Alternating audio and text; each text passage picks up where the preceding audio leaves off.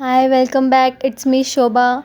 Last lecture we have seen the introduction and previous lecture we have seen meaning of economics, and today we are starting our definition of economics.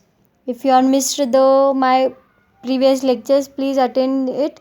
Please watch it, and if you have any queries, ask me. And be started to do studies.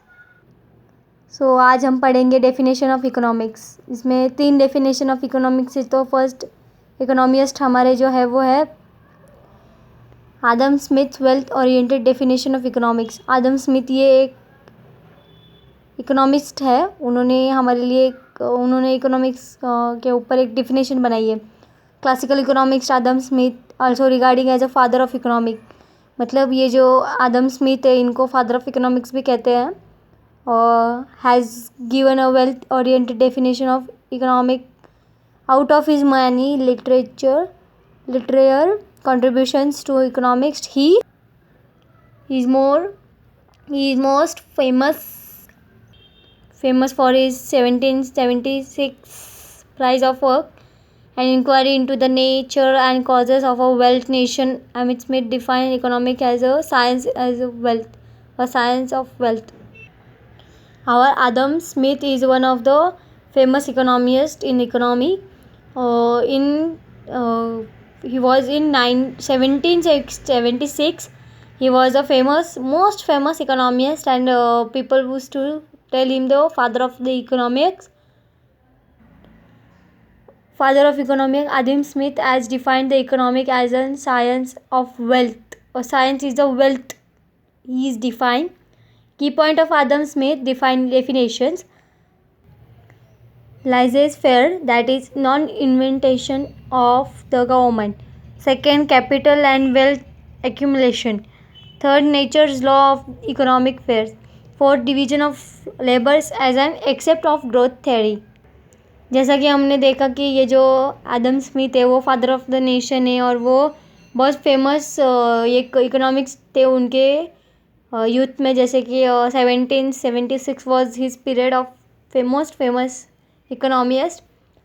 और इनकी जो famous ये है economist जो कि definition economics की वो है और साइंस ऑफ अ वेल्थ. तो यहाँ पर उनके कुछ की पॉइंट्स है जो हमें रिवाइज करने पड़ेंगे. वो जो इकोनॉमिक्स है वो nature law is economist affairs, जो नेचर का लॉ होता है उसके अगेंस्ट नहीं जाना चाहिए वगैरह. Divisions of labours as a except of growth theory. Labours के जो डिविजन्स होते हैं वो थेरी के अकॉर्डिंग होने चाहिए.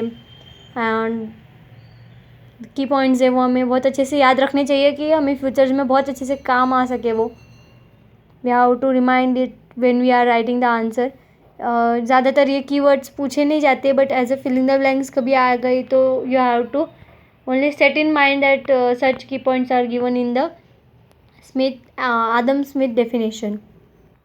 And our next point is second, Professor Alfred Marshall welfare oriented definition of economics. ये जो है प्रोफेसर अल्फ्रेड मार्शल, इन्हें हमें प्रिंसिपल ऑफ इकोनॉमिक्स के इन्होंने एक बुक लिखी थी वो जो उनकी पब्लिश हुई थी 1819 में. उन्होंने पूरी इकोनॉमिक्स की स्टडी की थी और उन्होंने इकोनॉमिक्स के ऊपर एक डेफिनेशन भी बनाई थी. जैसे अपनी अपनी राय सब अपनी अपनी नज़रिए से देखते हैं तो सबकी अलग अलग डेफिनेशंस भी होती है. तो वैसे ही प्रोफेसर अल्फ्रेड मार्शल ने भी एक डेफिनेशन बनाई थी. तो चलो हम देखते हैं what is that definition. New classical economics professor Alfred Marshall has given the welfare oriented definition of economics in the book entire principle of economic, which was published in 1890. His definition stated, economic is a study of mankind in the ordinary business of life.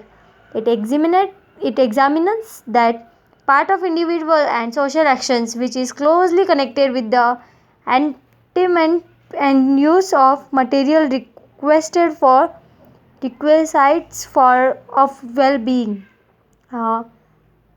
तो चलो हम लोग points भी read कर देते हैं. Key points of Marshall definition: study of an ordinary man, economics in behaviour science, study of material welfare, economics is a simplest and a study of wealth. So इसमें इन्होंने क्या बताया है कि प्रोफेसर अल्फ्रेड मार्शल ने एक book बनाई थी जिसका टाइटल था प्रिंसिपल ऑफ इकोनॉमिक्स, और वो पब्लिश की थी 1819 में। उन्होंने कुछ डेफिनेशन दी थी कि इकोनॉमिक जो है वो स्टडी ऑफ मैनकाइंड की जो ऑर्डिनरी लाइफ, बिजनेस लाइफ की जो ऑर्डिनरी स्टोरी है या फिर जो पार्ट है एक, वो उसमें इकोनॉमिक्स इन्वॉल्व होता है। जैसे कि उन्होंने सम की पॉइंट्स भी दिए हैं यहाँ पर कि जैसे study of an ordinary man, कोई ऑर्डिनरी मैन होता है उसकी स्टडी भी कर सकते हैं हम लोग, या बिहेवियरल साइंस मीन्स इकोनॉमिक्स।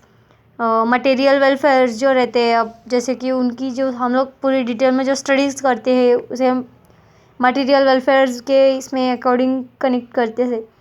और economics is not simply a study of wealth. Economics जो है वो सिर्फ वेल्थ की स्टडी नहीं करती है बल्कि हेल्थ भी उसमें होती है। And this are the keywords given by the professor Marshall, Alfred Marshall. So let's turn over the third definition, which is given by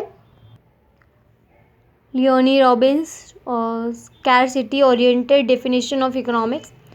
तो चलिए इन्होंने हमें क्या कहा है इकोनॉमिक्स के बारे में, उनकी डेफिनेशन क्या है, चलो देखते हैं। ये भी एक मतलब अच्छे साइंटिस्ट है और इन्होंने भी बहुत सारे बुक लिखे हैं इन टाइटल के, जैसे उन्होंने बुक्स लिखे, उनकी भी नाम है यहाँ पर दिए, आगे मेंशन किए। तो let's quick a part of this definition. This is the most popular definition of the economics Robbins in his book entitled एक मोस्ट पॉपुलर इकोनॉमिक्स रॉबिन जो है उनके बुक में entitled एक दिया है। तो चलो हम एक देखते हैं क्या दिया है उन्होंने। An essay on the nature and significance of economic science published in 1932 mention about the scarcity oriented definition of economics. तो इन्होंने जो एक बुक है an essay on the nature of significance of economic science इन्होंने publish की थी 1932 में, और वो डेफिनेशन उसमें दी थी इकोनॉमिक्स की जो स्कैरसिटी ओरिएंटेड के थ्रू मेंशन की थी। Economic is a science which study human behaviour और relationship between ends and scarce mean which have alternative uses.